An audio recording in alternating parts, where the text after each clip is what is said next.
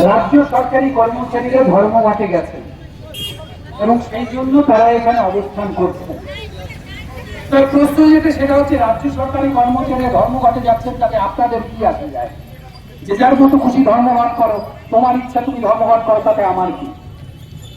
কিন্তু এই রাজ্য সরকারি কর্মচারীরা যারা আজকে ধর্মঘটে যাচ্ছেন, আপনারা যারা এই সভা শুনছেন, তারা কিছুটা বুঝতে পেরেছেন যে ধর্মঘটে যাওয়ার কারণটা হচ্ছে তাদের সঙ্গে বিস্তর অন্যায় হয়েছে। এই রাজ্যে একটা সরকার এসেছিল, যেই সরকার আসার আগে বলেছিলেন বদলা নয় বদল চাই। যেই সরকারটা বদলা নয় বদল চাই বলে এসেছিল এবং সেই সরকারের যিনি নেত্রী, তিনি বলেছিলেন যেই সরকার দিয়ে দিতে পারে না, আগে যে বামফ্রন্ট সরকার ছিলেন তারা দিয়ে দিতেন, কিন্তু কেন্দ্রীয় হাত থেকে সামান্য কিছু কম থাকত।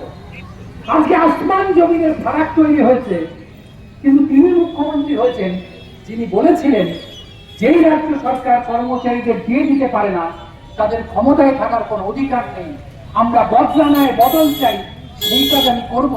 এবং এইটা করবার জন্য উনি সব থেকে বেশি কাজ যেটা করেছেন, সেটা এই রাজ্যের কর্মচারী, এই রাজ্যের শিক্ষক, এই রাজ্যের বেকার যুবক, এই রাজ্যের খেটে খাওয়া মানুষ, তাদের সঙ্গে সব থেকে বেশি বদলা নিয়েছেন।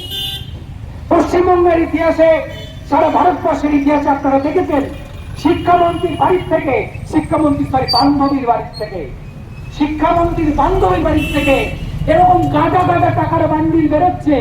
তার কারণ হচ্ছে শিক্ষামন্ত্রী চাকরি দিয়ে, শিক্ষামন্ত্রী শিক্ষকের চাকরি দিয়ে সেখান থেকে টাকা চুরি করেছেন। যেই টাকা চুরি করার জন্য ওনার বান্ধবীর ঘরে টাকা জমা ছিল, তারপরে ইন্ডিয়ায় মমতা ব্যানার্জিকে জবাব দিয়েছি, আগামী দিনেও জবাব দিতে চাই। আমরা ভয় পাই না।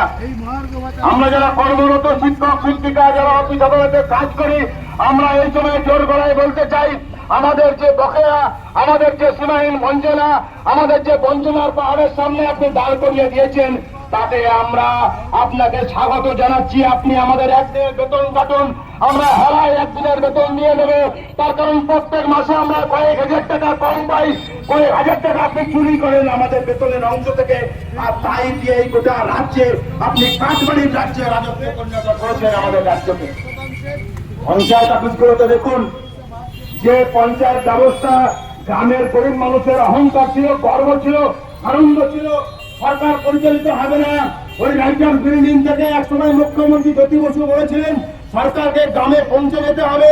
এই পঞ্চায়েত ব্যবস্থার মধ্য দিয়ে সরকারগুলো গ্রামে পৌঁছে গেছিল। আর তৃণমূল কংগ্রেসের দিকে তাকিয়ে দেখুন, এই পঞ্চায়েতগুলোকে কাঠমান্ডির পঞ্চায়েতে পরিণত করেছে। আজকে একটা টাকা না দিলে পঞ্চায়েতে কোনো কাজ হয় না। আজকে পৌরসভায় টাকা না দিলে আপনি বাড়ির প্ল্যান থেকে ট্রেন পরিষ্কার কিচ্ছু হবে না। আজকে আপনি অফিসে টাকা না দিলে একটা ফাইল, সর্বত্র স্কুল দপ্তর ধর্মঘটে ডাক দিয়েছে। ধর্মঘট আমাদের কাছে কোনো নিছক একটি তারিখ নয়, ধর্মঘট আমাদের কাছে একটি সংগ্রামের সোপান, আন্দোলনের সোপান। আজকে ধর্মঘটের যে মূল দাবিগুলি আছে, গুরুত্বপূর্ণ দাবি হল মহার্ঘ ভাতা প্রদান। বর্তমান তৃণমূল সরকার প্রতিষ্ঠা হওয়ার পর হচ্ছে মহার্ঘ ভাতা থেকে বঞ্চিত করে আসছে রাজ্য সরকার, এবং যে বকেয়া মহার্ঘ ভাতা, সেই মহার্ঘ ভাতা প্রদান করার সৌজন্যটুকুও দেখায়নি। এই জন্য শ্রমিক কর্মচারী বন্ধুরা আদালতের দ্বারস্থ হতে হয়েছে। কারণ বর্তমানে যে সরকার আছে, সেই সরকার তো বিধানসভা থেকে চলছে না। এই সরকারের সমস্ত কিছু ঠিক করে দেয় এখন আদালত, অর্থাৎ মহামান্য আদালত এই সরকারকে চালাচ্ছে।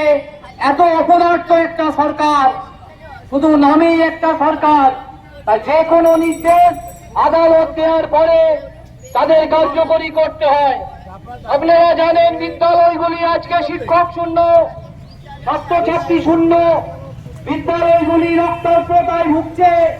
শিক্ষক, কোষাগার থেকে বেতনপ্রাপ্ত শ্রমিক কর্মচারীরা আজকে রাস্তায় রয়েছে। বর্তমান সরকার বিভিন্ন সময় দেখবেন তারা বলে যে এই রাজ্য বিভিন্ন ক্ষেত্রে এগিয়ে চলেছে, বিভিন্ন ক্ষেত্রে এগিয়ে বাংলা একটা কথা বলে তারা। যদি সেই কথাটাকে কিছুক্ষণের জন্য ধরেও নিই সত্যি কথা, তাহলে সেই বাংলাকে তারা এগিয়ে নিয়ে যায়, যার মূল তালিকা শক্তি, এই রাজ্যের যে মূল তালিকা শক্তি, সেই তালিকা শক্তি হলো রাজ্যের শ্রমিক কর্মচারী। আজকে এই শ্রমিক কর্মচারীরা আজকে রাজপথে, আজকে শ্রমিক কর্মচারীরা তাদের নিজের অধিকার, তাদের নিজেদের দাবি দাওয়া নিয়ে আজকে রাজপথে আন্দোলন করছে। তারা পুলিশের লাঠির বাড়ি খাচ্ছে। আজকে রাজ কর্মচারীরা রাস্তায় যখন আন্দোলন করছে, তখন আমাদের রাজ্যের সরকারের পুলিশ বাহিনীকে লেলিয়ে দেওয়া হচ্ছে এই কর্মচারীদের ওপরে। কেন আজকে আমরা কর্মচারীরা আজকে রাস্তায়? বিভিন্ন বক্তারা আপনাদের সামনে বলেছেন যে আজকে কর্মচারীরা, সারা রাজ্যের কর্মচারীরা আজকে চরমভাবে বঞ্চিত। আমরা শুধু আমাদের দাবি দাবা নয়, আমরা বলতে চাই প্রত্যেকটা দপ্তরে, পঞ্চায়েত দপ্তরে আমি বিলং করি, পঞ্চায়েত দপ্তরে আজকে ভয়ঙ্কর কর্মচারী শূন্যতা। প্রত্যেকটা পঞ্চায়েত দপ্তর, জেলা পরিষদ দপ্তর 20% 30% কর্মচারী নিয়ে আজকে জেলা পরিষদ, গ্রাম পঞ্চায়েতগুলো তো প্রায় কর্মচারী শূন্য অবস্থায় চলছে, ভুগছে। সরকার বিভিন্ন রকম প্রকল্প প্রতিদিন চালু করছে। আজকে দিতে হবে জবাব চাই, জবাব দাও, করতে হবে 6 লক্ষ পদ পূরণ হচ্ছে না কেন? মুখ্যমন্ত্রী জবাব দাও, জবাব চাই, জবাব দাও, 6 লক্ষ শূন্য পদ পূরণ করতে হবে। যৌথ মঞ্চ লড়বে, জিন্দাবাদ, যৌথ মঞ্চ জিন্দাবাদ, অবিলম্বে পক্ষে মর্গ ভাতা প্রদান করতে হবে, করতে হবে অবিলম্বে পক্ষে মর্গ ভাতা প্রদান করতে হবে। লড়বে,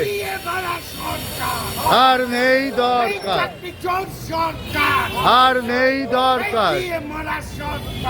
আর নেই দরকার।